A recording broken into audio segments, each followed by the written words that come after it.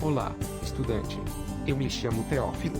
Seja bem-vindo ao estudo de Descartes e o primado da razão. Tenha sempre à mão seu material de estudo e tome nota de suas dúvidas, para postá-las no Google Classroom, onde o professor Aldenei irá responder e esclarecer a todos os seus questionamentos. Bons estudos!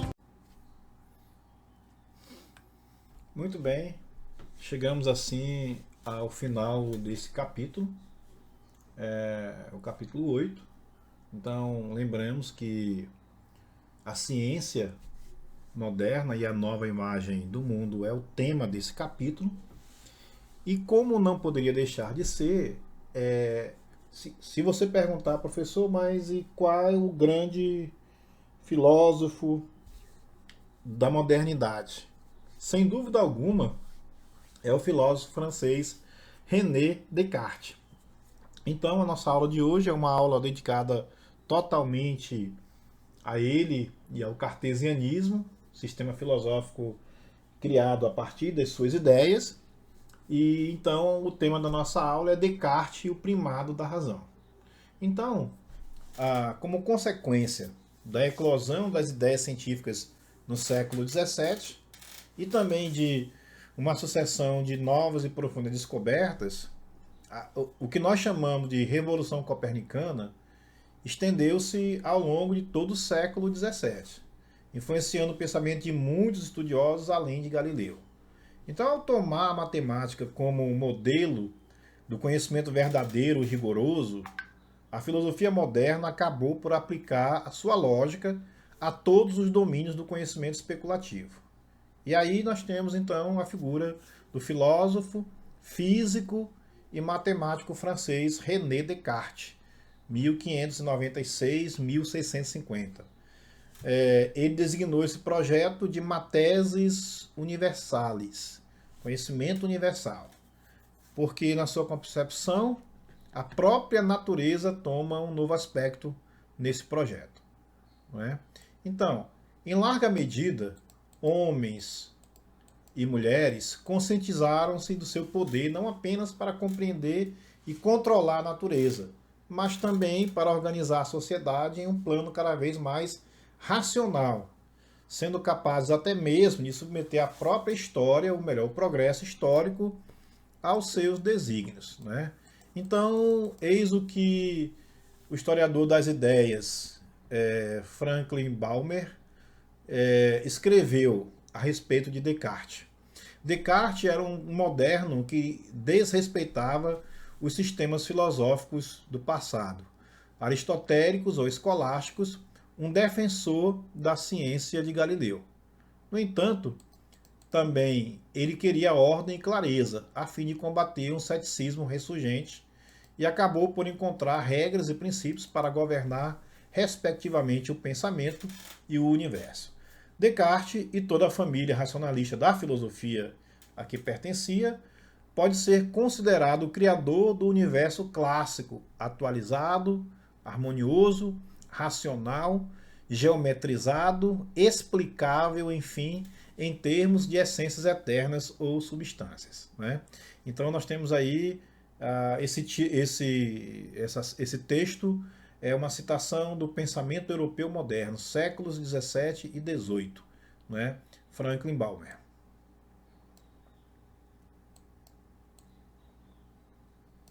A ideia de verdade e domínio da natureza. A concepção da ciência que ainda hoje preservamos é uma herança do pensamento racionalista cartesiano. Desde então, ela passou a ser vista como o modo privilegiado de se conhecer a verdade. Então, esse desenvolvimento determinou ainda que a verdade científica está circunscrita à possibilidade da sua comprovação ou refutação, desde que elas sejam ditadas por regras simples e gerais, aceitas como princípios para reger o pensamento em busca da verdade.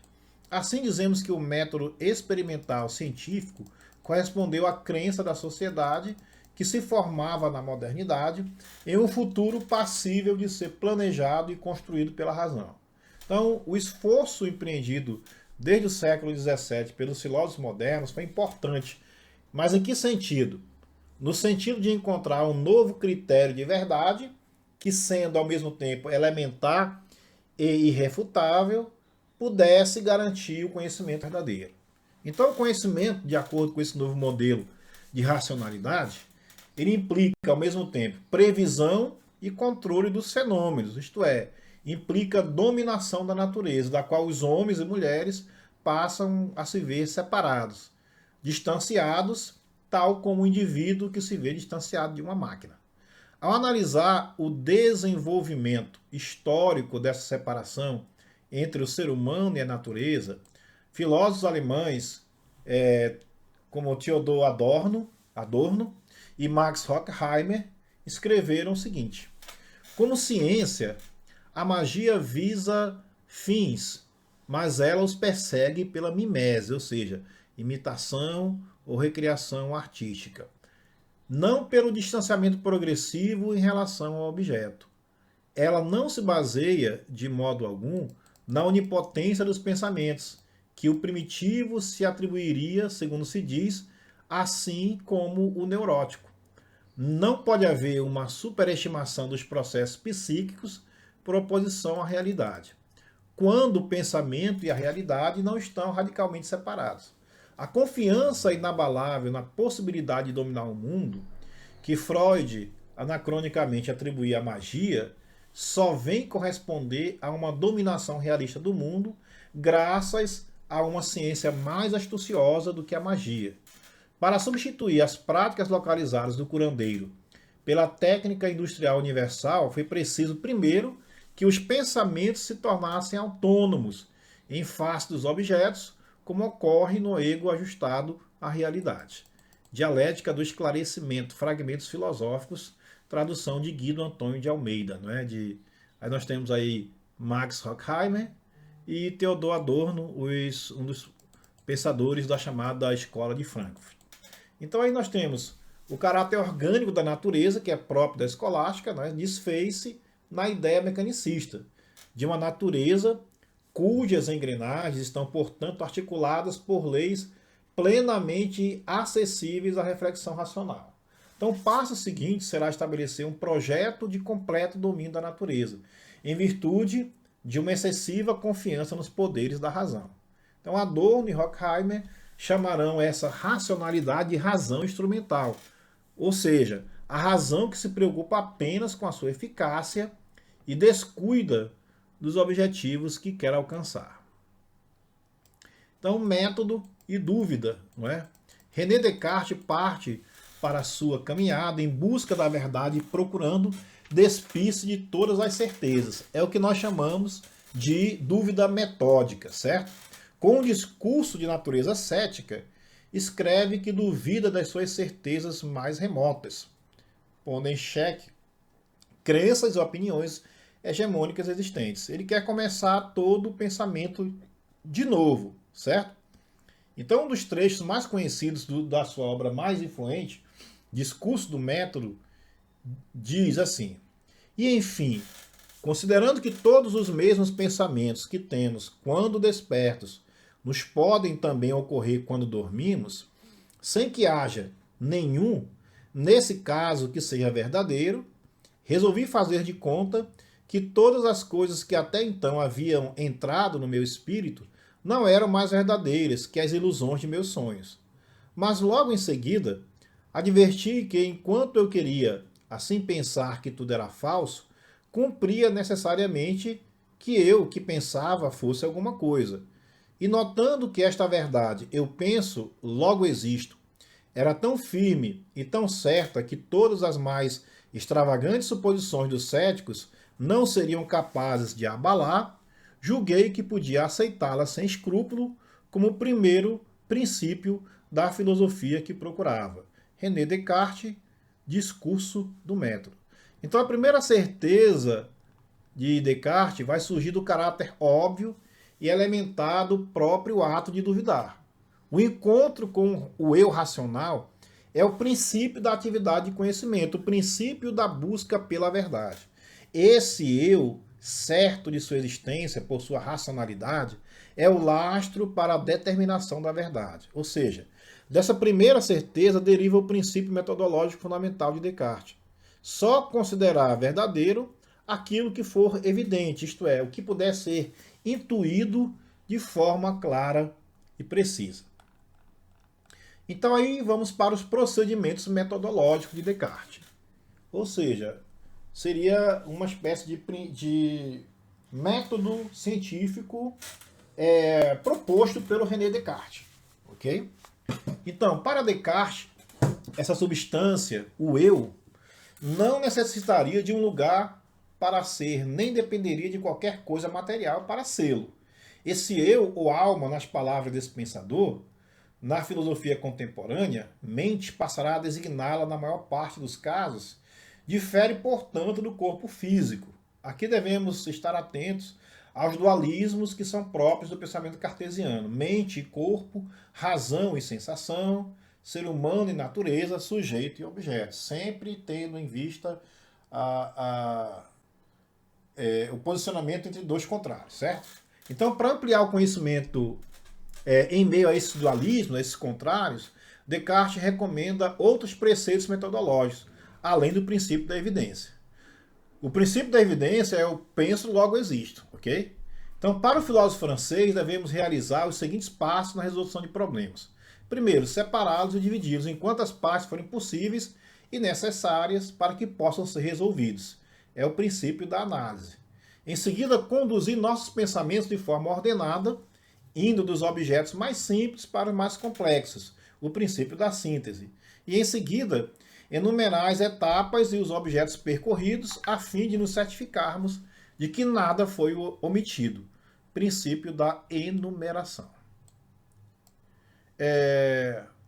Em oposição a Francis Bacon, que a partir de casos singulares buscava as leis gerais por meio de uma progressiva ascensão indutiva, Descartes procurava iniciar metodologicamente pelo alto, isto é, a partir de um princípio sólido o suficiente para ser tomado como regra geral, aplicável a seguir aos casos singulares por meio de procedimentos dedutivos. E aí vem uma última pergunta, né? O Deus dos filósofos, né? da modernidade. Então, para alguém que havia partido de uma dúvida radical bastante, para duvidar até mesmo da existência do próprio corpo, era preciso demonstrar que a filosofia e a ciência tinham alguma base segura.